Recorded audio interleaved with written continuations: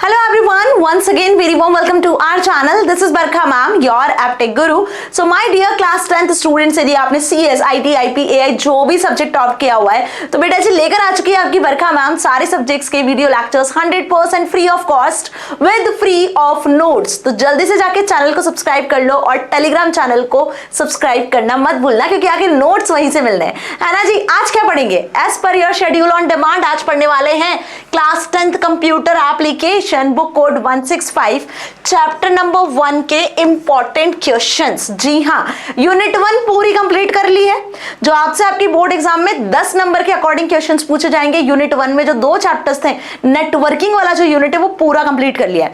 Video lectures आपको playlist में मिल जाएंगे जिसका लिंक आपको डिस्क्रिप्शन में दिख रहा है, तो जाके जल्दी से एक्सेस कर लो क्योंकि आज इसके इंपॉर्टेंट क्वेश्चंस डिस्कस करेंगे। अब ये जो इंपॉर्टेंट वर्ड लिखा हुआ है इसका अपना मतलब है, वो सारे क्वेश्चंस जो आपसे आपकी बोर्ड एग्जाम में हूबहू एज इट इज पूछे जाने वाले क्वेश्चंस है। तो यदि अपनी बोर्ड एग्जाम में पूरे 100 में से 100 नंबर लेकर आना चाहते हो, सीए के पेपर को फोड़कर आना चाहते हो तो बिल्कुल सही प्लेटफॉर्म पे आए हो। करते हैं श्री गणेश पहले क्वेश्चन के साथ। Very short answer type questions और क्वेश्चन है आपके सामने, व्हाट इज इंटरनेट। बहुत बेसिक क्वेश्चन है मैम, दुनिया ही इंटरनेट की है तो नेटवर्क ऑफ नेटवर्क जिसमें ग्लोबली सारे कंप्यूटर्स कनेक्टेड है उसी को कहते हैं हम यहाँ पर इंटरनेट। तो ओवरऑल अक्रॉस द ग्लोब जो पूरे कंप्यूटर्स आपके कनेक्टेड हैं एक नेटवर्क में, है ना, infinite number of computers we can say it is a collection that refers to as internet. It is a global network, similar or dissimilar networks across the world with the purpose so that user can share resources, communicate with each other. It is also called as network of networks. ठीक है, तो आप इतना आराम से लिखकर आ सकते हो और इतना बताकर भी आ सकते हो और ये हमने बहुत अच्छे से पढ़ा है ना। Now who manages the internet? बताओ जरा जल्दी से, इंटरनेट को कौन मैनेज करता है? तो इंटरनेट को मैनेज करने के लिए W3C वर्ल्ड वाइड कंसोर्टियम है। टिम बर्नर्स-ली ने ही इंटरनेट की शुरुआत की थी, या हम बोल सकते हैं कि WWW को इन्वेंट किया था। एक्चुअली इंटरनेट पे जो सर्विसेज आप एक्सेस कर पा रहे हो वो इसी कंसोर्टियम की मदद से है ना। इंटरनेट इंजीनियरिंग टास्क फोर्स जिसको IETF के नाम से जाना जाता है and ICANN internet corporation of assigned names and numbers. ठीक है, ये कुछ कॉर्पोरेशन और ऑर्गेनाइजेशन है जो इंटरनेट को प्रोवाइड करने में, इंटरनेट की फैसिलिटी प्रोवाइड करने में यूजर्स को हेल्प कर रही है। ओके, तो ओवरऑल देखा जाए तो ये जो वर्ल्ड वाइड वेब कनेक्शन है ना इंटरनेट का वो यही मैनेज करते हैं। ओके जी, now what is dial up connection? अभी डायल-अप कनेक्शन क्या होता है? इंटरनेट को एक्सेस करने के लिए हम हमारे घर में, स्कूल्स में, ऑफिसेज में अलग अलग टाइप के इंटरनेट कनेक्शन का यूज करते हैं। ठीक है, डायल-अप होता है, ब्रॉडबैंड होता है, बेसबैंड होता है। ठीक है, तो यहाँ पे डायल-अप कनेक्शन क्या होता है? ये एक ओल्ड टाइप का कनेक्शन हो चुका है ना, जो बेसिकली टेलीफोन लाइन्स के थ्रू आप क्या करते हो, इंटरनेट कनेक्शन लेते हो। तो it is used when your computer connects to internet via public switched telephone network. Dial up connection is temporary connection has ties up with the telephone line for communicating और connecting to the internet. Its speed is up to 56 kbps, मतलब less speed के साथ में ये connection establish होता है। But आजकल तो ब्रॉडबैंड कनेक्शन आ चुका है मैम, Mbps की स्पीड में आपको जो है इंटरनेट कनेक्शन प्रोवाइड करता है और कोई टेलीफोन लाइंस की भी जरूरत नहीं होती है, एक राउटर लगा लो, वाईफाई वायरलेस दोनों कनेक्टिविटी प्रोवाइड करता है ना जी। Now define the following terms. अगला क्वेश्चन स्क्रीन पर है, surfing and searching the internet. दोनों में क्या डिफरेंस भी है ये भी बता सकते हो, साथ ही यहाँ पर इन दोनों के बारे में आपको डिफाइन करना है। तो सर्फिंग का मतलब क्या होता है यहाँ पर? It means retrieving information from website using internet. Internet पे जितनी भी इंफॉर्मेशन आप एक्सेस करते हो वो वेबसाइट्स के फॉर्मेट में सर्वर पर स्टोर होती है और इसकी कहानी पूरी मैं इन 2 चैप्टर्स में समझा चुकी हूँ, है ना। यदि जानना चाहते हो कि कैसे इंटरनेट काम करता है, कैसे वेबसाइट्स में डेटा जाके स्टोर होता है, वेबसाइट्स क्या होती है, वेब पेजेस क्या होती है, जितनी इंटरनेट की टर्मिनोलॉजीज मैंने पढ़ाई है, जानना चाहते हो तो अब भी जाके पहले वीडियोस देखो ताकि ये क्वेश्चन आंसर्स आपके क्विकली दिमाग में घुस सके। ठीक है, तो बेटा सर्फिंग का मतलब सिर्फ इतना होता है कि आप इंफॉर्मेशन को रिट्राइव कर रहे हो। रिट्राइव यानी एक्सेस करना, इंटरनेट से आप वेबसाइट सर्च करते हो और इंफॉर्मेशन को एक्सेस करते हो, this is surfing only. Now searching the internet, exploring various websites and web pages on internet for the desired information. आप सिर्फ सर्फ कर रहे हो तो इंफॉर्मेशन एक्सेस कर रहे हो, लेकिन यदि आपको कोई टॉपिक सर्च करना है या कोई इंफॉर्मेशन सर्च करना है तो आप अलग अलग वेबसाइट से उस डेटा को एक्सेस करने की कोशिश कर रहे होते हो, दिस इज सर्चिंग। तो सर्चिंग और सर्फिंग में डिफरेंस है ना। अभी क्वेश्चन एग्जाम में आएगा तो लिख कर आ जाओगे आराम से। Now what is the application of internet? अब इंटरनेट के कहां यूज किया जा रहा है, क्या क्या इसके एप्लीकेशन है? इनफाइनाइट एप्लीकेशन है मैम, हर जगह तो हम इंटरनेट का यूज करें, एक भी ऐसी जगह नहीं है जहां इंटरनेट का यूज नहीं हो रहा है। आजकल तो डिवाइसेस भी जितने आप अपने घर में लगाते हो ना, AC, कूलर, फ्रिज, टीवी, सब इंटरनेट से कनेक्ट हो जाते हैं मैम और ऑटोमेशन का काम कर रहे होते हैं, right. So provide information about latest news, issues, provide information about medical issues, provide information about latest jobs, allow facilities of social networking, allows us to send SMS mobile phones free of cost. लो भाई, तो ये तो मैंने कुछ ही लिखे हुए। इस answer को आप अपनी ओन लैंग्वेज में अपने ओन पॉइंट्स में एक्सप्लेन करके आ सकते हो। इट इज डजंट मैटर कि सिर्फ यही लिख कर आना है, क्योंकि इंटरनेट की एप्लीकेशंस इनफाइनाइट है ना, हर एक सेक्टर में हर एक फील्ड में इंटरनेट का यूज हो रहा है। Now define TCP IP and its application. अब पूरा खेल इंटरनेट पर इसी प्रोटोकॉल की मदद से होता है। जो मेन हीरो है ना इंटरनेट का, मैंने बताया था आपको, यदि आप एक्सेस करना चाहते हो इंटरनेट को तो मेन हीरो आपका वेब ब्राउजर है, लेकिन ये इंटरनेट एक्सेस कैसे हो रहा है आपके सिस्टम में, उसके पीछे काम करने वाला यही प्रोटोकॉल है। That is transmission control protocol, internet protocol. ये वो सेट ऑफ रूल्स है जो कि मैसेज को एक्सचेंज करने में, जो दो कंप्यूटर सिस्टम आपस में कम्युनिकेट कर पा रहे हैं ना, वो with the help of this protocol only. तो एक सिस्टम से जब डेटा ट्रांसफर होता है तो वो यदि लॉन्ग डेटा या लार्ज फाइल है तो उसको पैकेट्स में डिवाइड करके ट्रांसफर करना दूसरे सिस्टम तक, ये काम टीसीपी आईपी प्रोटोकॉल का होता है, जो आईपी और टीसीपी दो प्रोटोकॉल से मिलकर बना होता है। ठीक है, इंटरनेट प्रोटोकॉल वही इंटरनेट पर जो रूल्स होते हैं, जो सेट ऑफ प्रोटोकॉल्स होते हैं जिनको फॉलो किया जाता है मैसेज को एक्सचेंज करने में, कम्युनिकेशन में, वो यही प्रोटोकॉल काम करता है। ठीक है, आईपी प्रोटोकॉल की मदद से ही आप इंटरनेट पर जितने कंप्यूटर्स हैं उनको पहचान सकते हो। अभी देखो पूरे वर्ल्ड वाइड दुनिया में कितने सारे कंप्यूटर्स हैं जो इंटरनेट से कनेक्टेड है, हर एक कंप्यूटर को उनके आईपी एड्रेस से पहचाना जाता है। ठीक है, और वो आईपी एड्रेस कुछ नंबर्स में होता है। Now additional protocols that include the hypertext transfer protocol and file transfer protocols are also used. इसके अलावा कुछ और भी प्रोटोकॉल्स होते हैं जिस चैप्टर में हमने पढ़े, जैसे टीसीपी आईपी एचटीटीपी, और वहीं एफटीपी की बात कर लूँ, एसएफटीपी की बात कर लूँ, एसएमटीपी, पीओपी, है ना, सारे प्रोटोकॉल्स बहुत इंपॉर्टेंट है। तो किसी भी प्रोटोकॉल का क्वेश्चन आता है, एवरी ईयर आता है, बिना प्रोटोकॉल के तो पेपर ही नहीं बनता है। इतनी बड़ी बात मैंने कह दी, बेटा मान लो और समझ जाओ सारे प्रोटोकॉल्स, इनके क्या काम है अच्छे से कर लेना, है ना। Now right a short note on history of internet. Internet की हिस्ट्री क्या है उसके बारे में बताओ।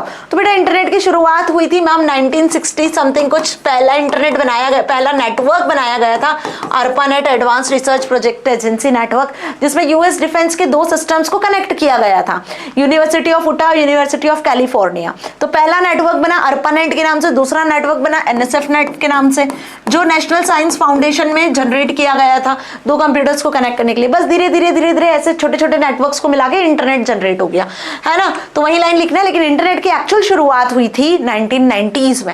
ये 1990s के पहले के नेटवर्क्स हैं।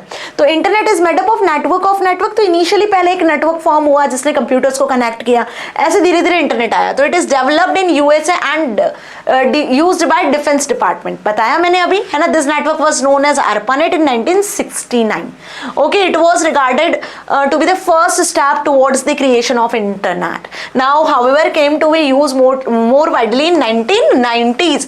ARPANET was shut down in 1990s. 1990s में ARPANET बंद हो गया था। 1990 से फिर एक्चुअल इंटरनेट की शुरुआत हुई थी, जहाँ पे बहुत सारे अलग अलग टाइप के नेटवर्क्स का यूज किया जाने लगा। लेन, मैन, वेन, समझ में आ गई बात। Now 1991 the first friendly interface of internet was developed as University of Minnesota. Okay, तो आ गई बात समझ में अच्छे से। हिस्ट्री लिख कर आना है, लिख कर आ सकते हो, पॉइंट्स में लिख कर आ सकते हो, जैसे जैसे मैंने समझाई वैसे वैसे लिख कर आ सकते हो, it depends. Now define modem. अभी मॉडेम की क्या कहानी है। तो इंटरनेट वर्किंग डिवाइसेस होते हैं जो नेटवर्क में कनेक्ट होते हैं, जो नेटवर्क में यूज किए जाते हैं, जैसे router, modem, hub, switch, gateway, ये सभी इंटरनेटवर्किंग डिवाइस होते हैं। ठीक है, जब नेटवर्क कनेक्ट करना होता है, इंटरनेट को एक्सेस करना होता है, तो हमें इन डिवाइसेस की जरूरत पड़ती है। Now modem takes a time from the word modulator and demodulator which is actually a device used for conversion of data signals. अभी देखो जो डायल-अप कनेक्शन होते थे ना, डायल-अप कनेक्शन, टेलीफोन लाइन से डेटा आ रहा है, सिस्टम तक पहुंच रहा है, तो बीच में एक मॉडेम लगा होता था। जो टेलीफोन लाइन से एनालॉग सिग्नल्स होते थे उसको कंप्यूटर्स तक डिजिटल सिग्नल्स के फॉर्मेट में पहुंचाता था। व्हाई?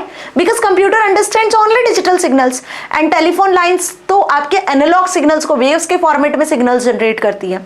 Understood this thing. तो टेलीफोन लाइन से कंप्यूटर्स तक जो डेटा जाता है, जो सिग्नल जाता है, वो एनालॉग से डिजिटल फॉर्मेट में जाता है, जिसके लिए मॉडेम यूज होता है, जिसको कहते हैं मॉड्यूलेटर। अब कंप्यूटर सिस्टम से जब वापस टेलीफोन लाइंस तक डेटा जा रहा है तो यहाँ पे वो डिजिटल से एनालॉग में कन्वर्ट हो रहा है, जिसको कहते हैं हम डीमॉड्यूलेटर। तो ये कन्वर्जन के लिए हमें जिस डिवाइस की जरूरत पड़ती है वो है मॉडेम। ओके, नाउ बेसिकली वही लाइन यहाँ पे लिखी हुई है, it is used to transmit the data over the internet, computer information is stored digitally whereas information is transmitted over telephone lines as analogue waves. तो analogue to digital conversion and digital to analogue conversion we use modem device, और modem में modulator का मतलब होता है analogue to digital conversion and demodulator का मतलब होता है डिजिटल टू एनालॉग कन्वर्जन। ये लिखकर आना अगर एग्जाम में आए तो, ये आपसे एमसीक्यूज में भी पूछ सकते हैं। Now what is web server? अभी देखो इंटरनेट पे सर्वर सबसे मेन होता है ना, मतलब अगर सर्वर नहीं होगा तो भाई कहां से वेबसाइट्स को स्टोर करोगे और कहां से इंफॉर्मेशन को एक्सेस करोगे। तो सर्वर एक हार्डवेयर भी हो सकता है, एक सॉफ्टवेयर भी हो सकता है। बात हो रही है यहाँ पे वेब सर्वर की, तो ये एक ऐसा कंप्यूटर प्रोग्राम होता है जिसमें वेबसाइट्स वेब पेजेस के फॉर्मेट में स्टोर होती हैं। यूजर जब भी कोई सी वेबसाइट को एक्सेस करना चाहते हैं तो वो एज ए रिस्पॉन्स सर्वर से आप एक्सेस कर सकते हो। तो जो इंटरनेट की टर्मिनोलॉजी है ना, जो आर्किटेक्चर है, वो क्लाइंट सर्वर आर्किटेक्चर पर बेस्ड है। किस पर? क्लाइंट सर्वर आर्किटेक्चर पर, कि एक मेन सर्वर सिस्टम होता है। सपोज ये आपका एक सर्वर सिस्टम है, इससे मल्टीपल क्लाइंट्स कनेक्टेड होते हैं, और ये जितने भी क्लाइंट सिस्टम्स होते हैं ये रिक्वेस्ट करते हैं सर्वर को, और सर्वर इनकी रिक्वेस्ट को क्या करता है? फुलफिल करता है। तो सर्वर के पास में बड़े बड़े डेटाबेसेस होते हैं जहां पर ये इंफॉर्मेशन वेबसाइट्स के फॉर्मेट में जाके स्टोर होती है। ठीक है, नाउ व्हाट इज वेबसाइट? तो website is a collection of web pages. Ma'am पता ही है भाई, सीबीएसई की वेबसाइट देख लो, उसमें आपको सीबीएसई में class 9, 10th, 11th, 12th CBSE के जितने करिकुलम्स आते हैं, सैंपल पेपर्स आते हैं, सारी इंफॉर्मेशन मिल जाती है। सीबीएसई के अपने ही अलग अलग पेजेस बने हुए हैं। तो वेबसाइट क्या होता है? कलेक्शन ऑफ वेब पेजेस, जिसमें textual, graphic, audio, video, variety of data के फॉर्मेट में इंफॉर्मेशन स्टोर होती है। तो ये वेब पेजेस का कलेक्शन होता है जिसमें text, images, video, audio, multimedia element आपको देखने को मिलते हैं। जितने ज्यादा मल्टीमीडिया एलिमेंट होंगे उतनी ज्यादा इंटरैक्टिव वेबसाइट होगी। यदि मैं मिंत्रा, मीशो की बात कर लूं तो आपको देखने को मिलता है कि जैसा यूजर होता है उसको जो इंटरेस्ट होता है वो वैसी चीजें देख सकता है, वैसे प्रोडक्ट परचेज कर सकता है, और वही रिकमेंडेशन बार बार फिर आपको आने लगते हैं। तो वो जो वेबसाइट है वो कितना इंटरैक्टिव वे में बनाई हुई है कि आपको सारी चीजें एकदम क्रिस्टल क्लियर होती है। यदि इंसान बहुत ज्यादा पढ़ा लिखा नहीं है, उसको प्रोग्रामिंग, कोडिंग या कंप्यूटर का बहुत ज्यादा नॉलेज नहीं है, एक अनपढ़ पर्सन भी आराम से, जो इलिटरेट पर्सन होता है वो भी आराम से इंटरनेट पर वेबसाइट्स को विजिट कर सकता है। मिंत्रा, मीशो, अमेजॉन, फ्लिपकार्ट से ऑनलाइन शॉपिंग कर सकता है आज, है ना। तो इजी इंटरफेस होता है, ओके, जिसमें ये सारे कंटेंट आपको देखने को मिलते हैं। Now how many types of web browsers are there? अभी आ गए हम शॉर्ट आंसर्स पर, तो वेरी शॉर्ट 2 नंबर के हिसाब से लिख कर आना। अभी ये तो आपको क्लियर होगा बहुत अच्छे से कि एग्जाम में आंसर्स को फॉर्म कैसे करना है।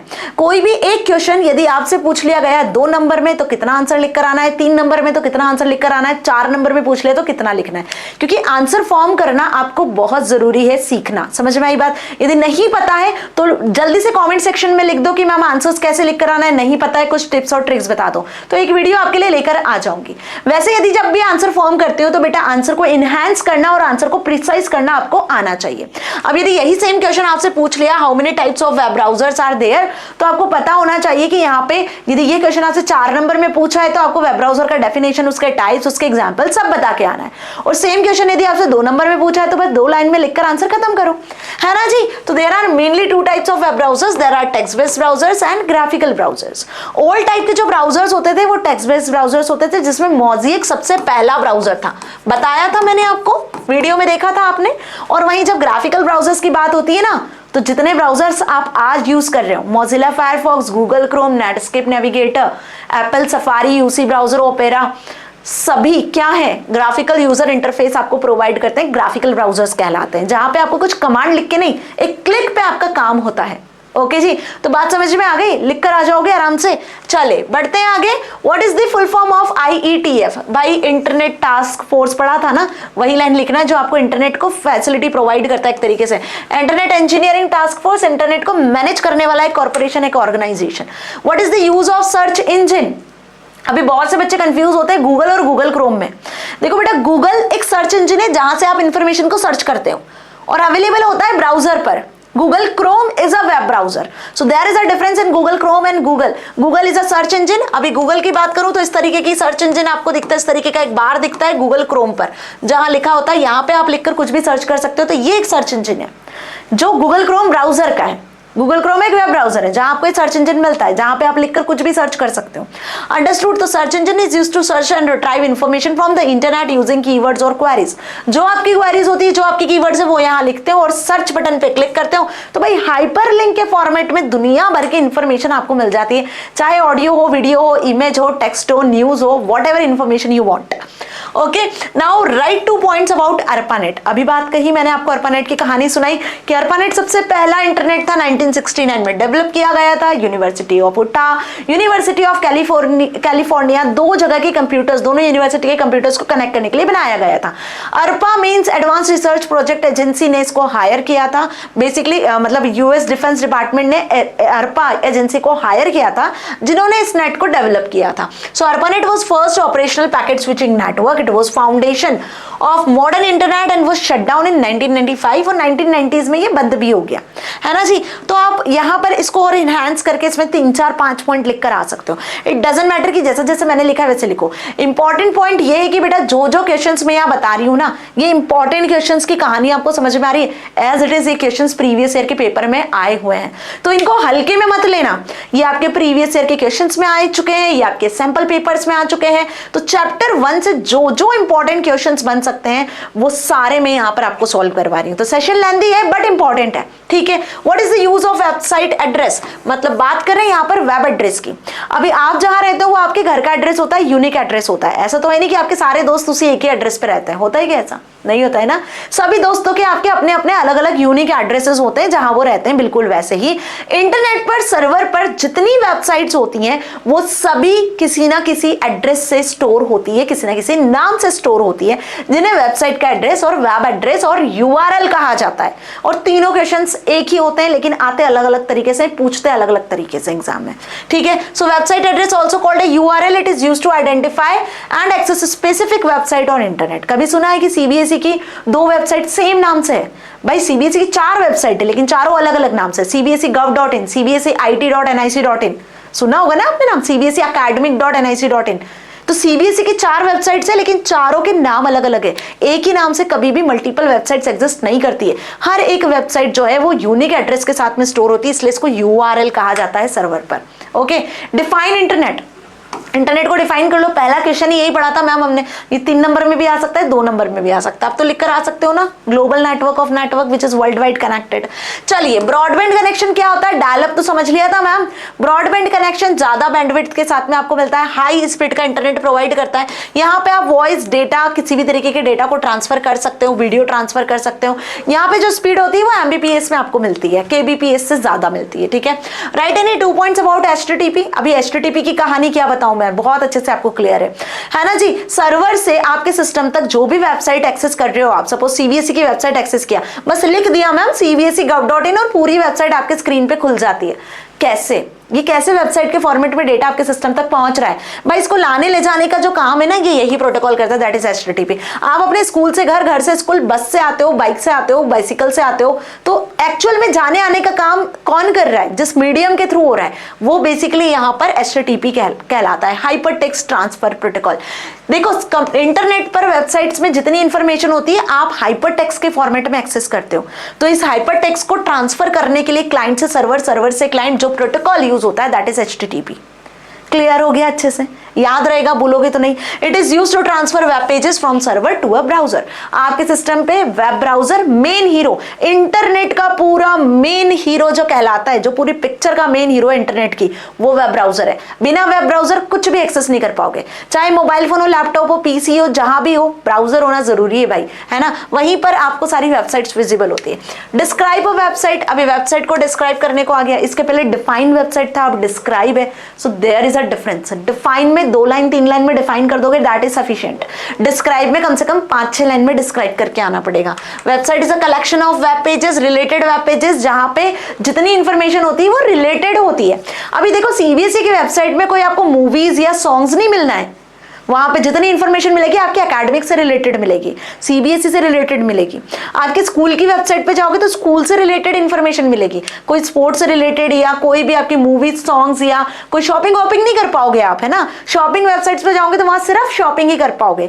मेरी बात समझ में आ रही है? तो वेबसाइट जो होती है गोल को ध्यान में रख के बनाई जाती है, जिसमें जितने भी पेजेस होते हैं वो सभी कनेक्टेड होते हैं और एक ही डेटा से रिलेटेड, मतलब एक ही गोल से रिलेटेड इंफॉर्मेशन वहां आपको देखने को मिलती है। तो website is a collection of related web pages जो सर्वर से आप एक्सेस करते हो इंटरनेट की मदद से with the help of web browser. Okay, उसको और इनहांस करके लिख कर आ सकते हो।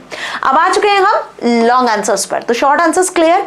Now explain working of web browser. अब ये जो वेब ब्राउजर है आखिर काम कैसे करता है मैम, है ना, जो मेन हीरो है उसी की बात कर रही हूं। देखो वेब ब्राउजर तो पहले ये समझ लो, Google Chrome, Mozilla Firefox, Apple Safari, UC browser, Opera, Microsoft Edge, जो ब्राउजर आप अपने सिस्टम पे यूज करते हो, ये आखिर काम कैसे करता है, कैसे इंटरनेट से सर्वर से उठ के इंफॉर्मेशन आपके ब्राउजर तक पहुंच जाती है। तो ये एक सॉफ्टवेयर एप्लीकेशन होता है जो कि वेब पेजेस को डिस्प्ले करने में, एक्सेस करने में हेल्प करता है। यहाँ पे आप वेब ब्राउजर पे यूआरएल लिखते हो, उस वेबसाइट का एड्रेस लिखते हो जिसको सर्वर से आपको एक्सेस करना होता है। ब्राउजर क्या करता है, सबसे पहले उस रिक्वेस्ट को सेंड करेगा सर्वर तक, किसकी मदद से, HTTP की मदद से। HTTP है जो ब्राउजर से आपकी रिक्वेस्ट को लेकर जाएगा सर्वर तक। सर्वर क्या करता है, अपने पास जितने भी डेटाबेसेस होते हैं, जो जो इंफॉर्मेशन सर्वर के पास होती है वहां से सर्च करता है, एक पर्टिकुलर पेज रेडी करता है हाइपरलिंक के फॉर्मेट में, और वो इंफॉर्मेशन HTTP की मदद से ही वापस आप तक पहुंचाया जाता है। ठीक है, तो सर्वर के पास में यहाँ पे वेब पेजेस होते हैं, कुछ HTML कोड में हम वेब पेजेस को क्रिएट करते हैं। Now browser process the HTML, CSS, JavaScript, display the content to the user.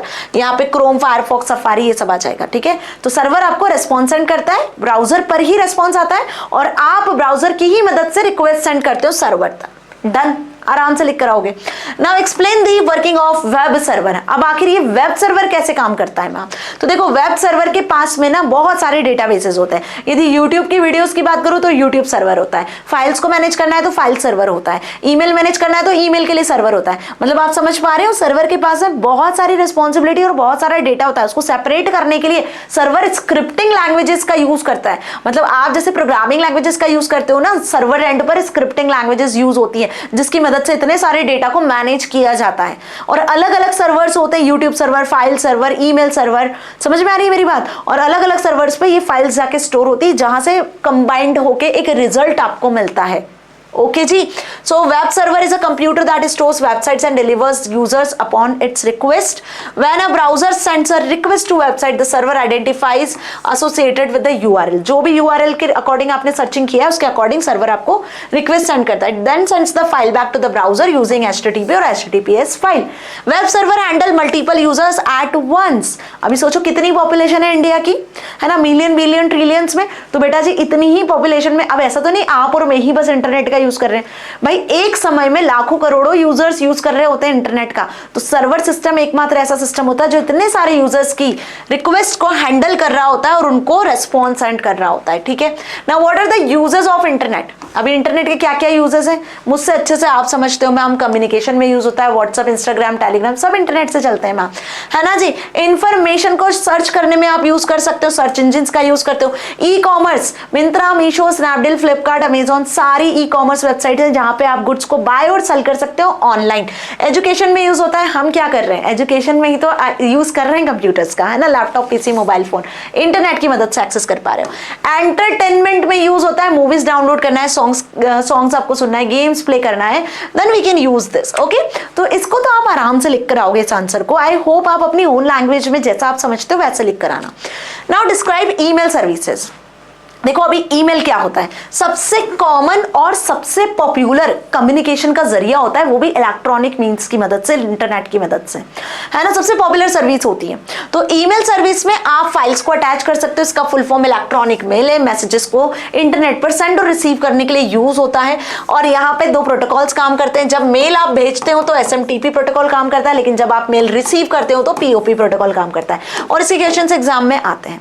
आप यहाँ पे फाइल को अटैच कर सकते हो, फाइल किसी भी टाइप की हो सकती है, ऑडियो, वीडियो, ग्राफिक्स, हाइपरलिंक, कैसी भी फाइल। 25 MB से ज्यादा की फाइल को आप अटैच नहीं कर सकते हो, लेकिन अब थोड़ा शायद बढ़ गया है, बट इसको आपको फाइल को कंप्रेस करके ही शेयर करना होता है। जीमेल, याहू, आउटलुक, किसी पे भी आप अपना ईमेल आईडी बना सकते हो। ईमेल आईडी @ सिंबल से सेपरेट होता है, यूजर नेम @ और उस पर्टिकुलर डोमेन का नाम जहां पे आप ईमेल आईडी क्रिएट करते हो। वाइडली इसका यूज किया जाता है personal as well as professional use में। आप में से कितने स्टूडेंट है जिनका ईमेल आईडी क्रिएटेड है? यस लिखकर भेज दो, थम्स अप देके भेज दो, है ना। चलो सभी का ही होगा, आई नो। कितने हैं ऐसे जिनको नहीं आता या जिन्होंने नहीं क्रिएट किया है? तो बेटा इस पर्टिकुलर चैप्टर में मैंने सिखाया है कि ईमेल आईडी कैसे क्रिएट करना है, कितने क्या इसकी प्रोसेस होती है, सब जाके देख लेना एक बार, ठीक है जी। How is www different from internet? अभी www इंटरनेट से कैसे डिफरेंट है, ये क्वेश्चन बहुत इंपॉर्टेंट है और आता है, पूछा जाता है हर साल। देखो इंटरनेट में कंप्यूटर्स कनेक्ट होते हैं और मैंने वीडियो में भी ये बहुत डिटेल में समझाया। पूरे वर्ल्ड वाइड दुनिया में जितने कंप्यूटर्स है सब इंटरनेट पे कंप्यूटर्स को कनेक्ट किया जाता है। लेकिन इन कंप्यूटर्स से आप इंफॉर्मेशन को कैसे एक्सेस कर पा रहे हो? इंटरनेट की जितनी सर्विसेज है ना, सॉन्ग सुनना है, म्यूजिक सुनना है, आपको मूवीज देखना है, शॉपिंग करना है, बिल पे करना है, बैंकिंग का यूज करना है, इंटरनेट बैंकिंग का, ये कैसे कर पा रहे हो? With the help of www। तो इंटरनेट पे जितनी सर्विसेज है उनको एक्सेस करने के लिए हमें www की जरूरत पड़ती है। ये www कुछ और नहीं है बल्कि एक वेब सर्वर ही है जहां पे दुनिया भर की इंफॉर्मेशन स्टोर है। तो उस इंफॉर्मेशन को एक्सेस कब करोगे? जब सारे कंप्यूटर्स इंटरनेट पे कनेक्ट होंगे, है ना। तो इंटरनेट मतलब ग्लोबल नेटवर्क ऑफ कंप्यूटर्स जो बेसिकली आपको WWFTP ईमेल जैसे सर्विसेज प्रोवाइड करता है। And www we can say it is used to store the websites और web pages via browser we can access these facilities. So www is a part of internet, not the internet itself. www को आप internet नहीं कहोगे, internet का एक part होता है world wide web. Okay, चलिए बात समझ में आ गई। Now differentiate dial up and wireless connection. अभी डायल अप और वायरलेस कनेक्शन में क्या डिफरेंस है? अभी ध्यान से समझ लो। डायल अप का मतलब मैंने पहले ही बता दिया, जो टेलीफोन लाइंस के थ्रू वायर्ड कनेक्शन जो होता है वो डायल अप होता है जिसमें मॉडेम का यूज करते हो। और वायरलेस कनेक्शन राउटर के थ्रू जो आप वायरलेस कनेक्शन लेते हो, हॉटस्पॉट ब्लूटूथ के थ्रू जो कनेक्शन कर लेते हो वो होता है आपका वायरलेस, है ना। तो डायल अप की बात करें तो यहाँ टेलीफोन लाइन्स यूज होती है या रेडियो सिग्नल्स यूज होते हैं। ये स्लो होता है, 56 kbps की स्पीड तक यहाँ पर डेटा ट्रांसफर होता है। इसकी हाई स्पीड होती है, वेरी करती है, kbps से mbps तक जाती है। नीड्स वायर्ड फोन लाइन, यहाँ पे बकायदा ईथरनेट केबल या वायर्ड फोन लाइन की आपको जरूरत पड़ती है या कोई वायर की जरूरत नहीं पड़ती है, ठीक है। इसमें आपको एक नंबर डायल करना पड़ता है तब आप इंटरनेट से मैन्युअली कनेक्ट हो सकते हो। यहाँ ऐसा कोई भी तरीका नहीं होता है, यहाँ पे all time internet connection on होता है। ओके, सो इसी के साथ मैं सेशन खत्म करती हूँ एंड होपफुली आपको सारे क्वेश्चन आंसर्स बहुत बहुत बहुत अच्छे से समझ में आ चुके हैं। तो अभी एग्जाम में वेरी शॉर्ट आंसर या लॉन्ग आंसर्स आपसे पूछ लिए जाएंगे तो आप रेडी हो आंसर करने के लिए। कोई भी डाउट होता है तो कमेंट सेक्शन में लिख सकते हो। बेटा सारे इंपॉर्टेंट क्वेश्चंस थे जो आपसे एग्जाम में हुबहू एज इट इज पूछे जाते हैं। प्रीवियस ईयर सैंपल पेपर के क्वेश्चंस मैंने यहाँ ऐड किए हुए ताकि आपकी प्रिपरेशन चैप्टर 1 की 100% हो सके और आप पेपर को फोड़ कर आ सको। मिलेंगे अगले वीडियो में नेक्स्ट चैप्टर के साथ में। Till then stay happy. Thank you so much.